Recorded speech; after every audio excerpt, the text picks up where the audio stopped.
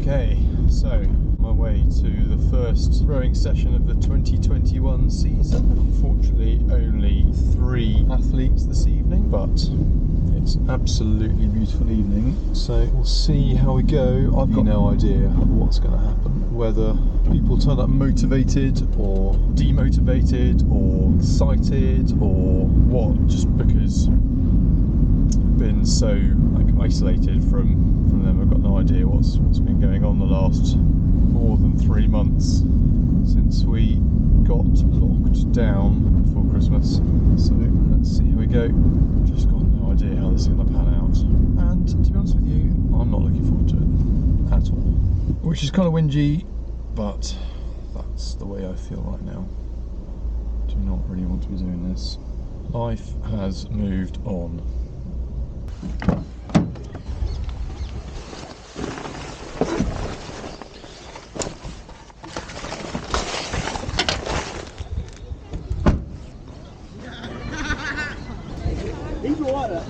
Mask up. Right, let's get the show on the road.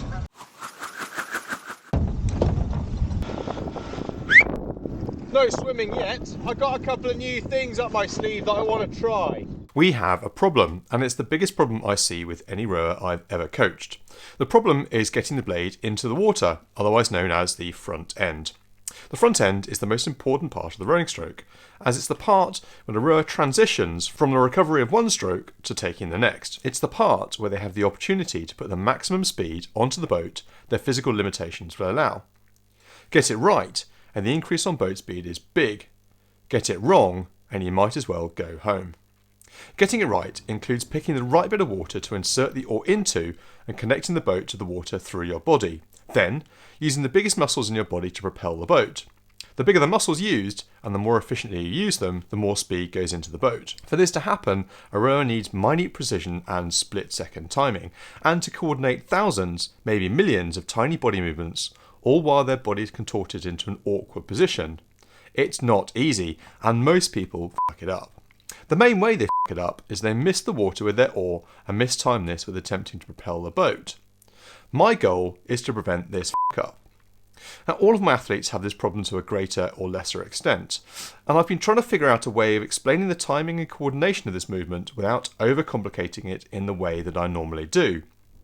What I learnt whilst our sport was off the water during lockdown was it's best to coach motor skills, the way people move their body, by using analogies and an external focus, one which is outside of the body. I used to tell my rowers all about how they need to move their body, right down to how I wanted them to move their little pinky finger 2mm to the right at an exact point in time. I'm exaggerating, but my point is that I was very prescriptive with what I wanted my rowers to do in order to get the front end right.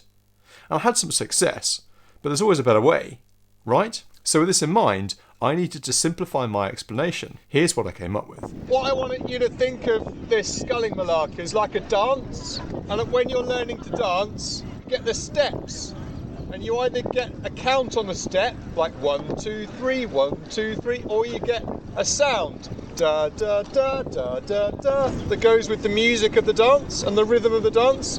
What I want you to try with rowing, 3 sounds and a whoosh. First sound, arms away. Second sound, body over. And third sound, blade in the water. So it's da da da whoosh. And Megan, do that dance. Da da da whoosh. That's it. Nice. Yeah, Megan, that's exactly what I want. Sally, blades in on that third beat of the dance. Big difference when you hide that logo. Megan, a huge difference when you do that dance. And Annabelle, really good.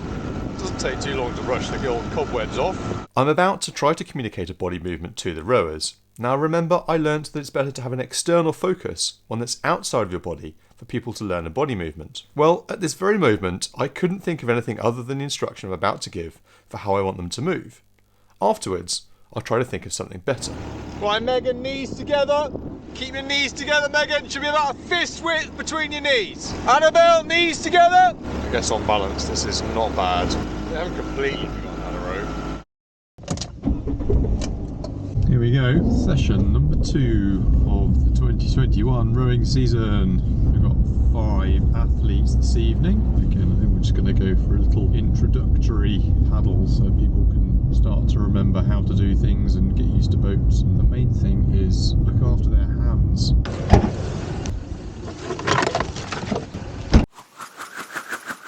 Right, let's get a show on the road. You two in the middle. On Monday, I was telling the other two, I need you to think of rowing like a dance. Da, da, da, da, da, da. 3 sounds and then a whoosh. So speak to me, ladies, what's happening here? This session was not going well, so I needed to find out what the rowers had on their mind. It's not. No. Do you want to know why? As soon as you arrive with your body position at the front, it should be synchronised with the blade placement in the water. And at the moment you arrive, and then the blade goes in. Not that pronounced, obviously. Your shoulders tip over your feet, blade hooks up in the air a little bit, and you miss the front end, and then you go sag, and then whoosh. You know, it needs to be one combined movement, but it's a synchronisation from the blade being fully buried in the water when you've slid and stopped at the front end. So at the moment you're trying to really reach forwards and trying to grab a massive stroke, but it manifests in you toppling over your feet and you're missing the front end, so there's no third beat right now. Love it. Love, they're now chatting to each other. The only way forward is for them to help themselves. Now I can see the 4 of you working hard on that. That's absolutely brilliant. That's really quite good. Yeah, yeah, yeah!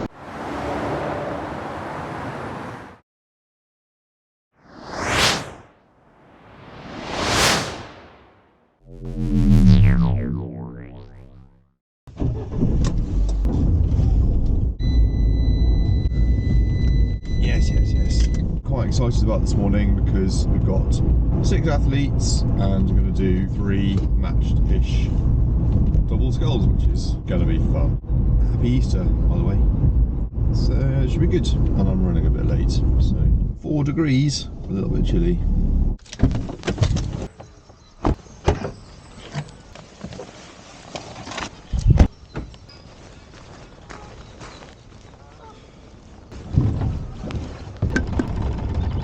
Off you go, Annabelle. Oh, I might want to put my life jacket on. That might help proceedings. Yeah, there was something missing. Just waiting for the other boats, just changing their slides quickly. What kind of washer? I'll go and get one. I've got one in here. Nope.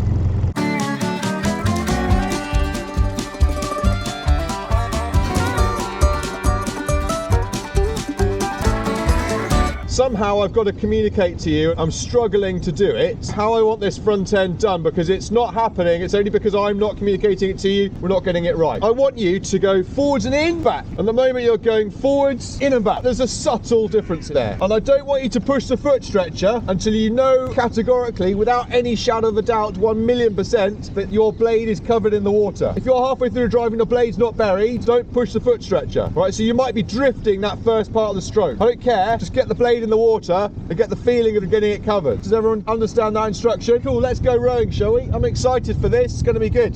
That's it, Brody. More coffee. Was the last of the coffee. Love it. I knew this was going to be a good session. So Helena, it really looks like when your blades go in the water, this is a big jerk all the way through your body. And it's because you're trying to slam the pressure on. Just need you to be patient. So it's a nice, simple place. And then you can try to get massive. It's just a simple matter of learning to get your blade in without trying to push the foot stretcher. You two, how are we getting on? Yeah, and Sally, what I need you to just think about is like a binary body movement. It's either open or closed. What happens is you close it and you slide forwards and you like dip through your knees. It's a symptom of your knees being too far apart. I'd been thinking all week about how to tell the rowers how to hold their knees together without telling them to hold their knees together. Here's what I came up with. So you have a grapefruit you can hold between your knees. Not a kumquat, a grapefruit. I don't know what a grapefruit. I hate grapefruit. That's huge. That? Yeah. At the moment, you've got like 2 watermelons between your knees. Like that? Yeah. No. Not quite like that, but not a kumquat. Maybe an orange. Do you know what?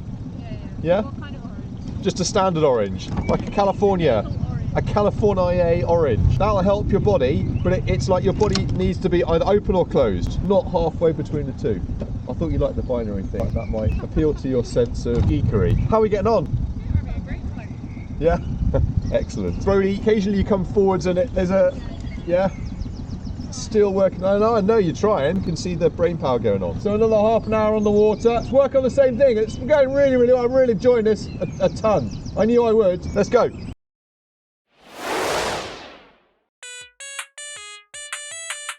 Four races. So you've got to go to paddle, go to go. To all three boats ready to paddle. Are you ready? Paddle, go. And on the next one. Okay, last race of the day. Paddle ready, go. And on the next one. Right, let's get out of this zone we're not supposed to be stopped in.